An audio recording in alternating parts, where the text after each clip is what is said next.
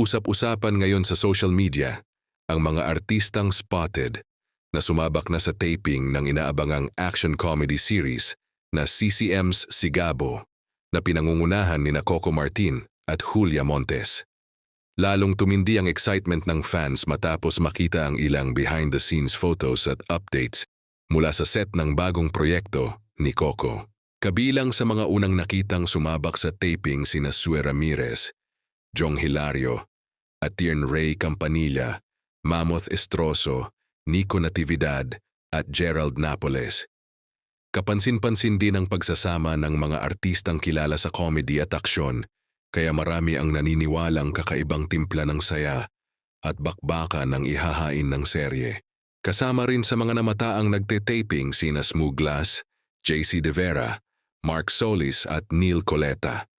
Marami ang natuwa dahil tila pinagsama-sama sa Sigabo ang ilan sa mga artistang may natural na chemistry pagdating sa comedy at action scenes.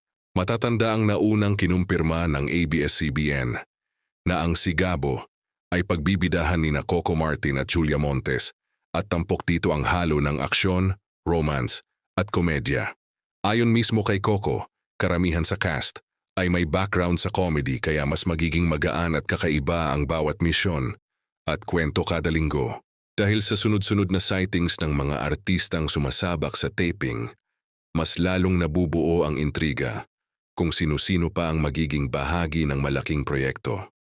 Maraming netizens ang naghihintay kung may iba pang bigating pangalan mula sa kapamilya at maging kapuso stars na posibleng mapabilang sa serye.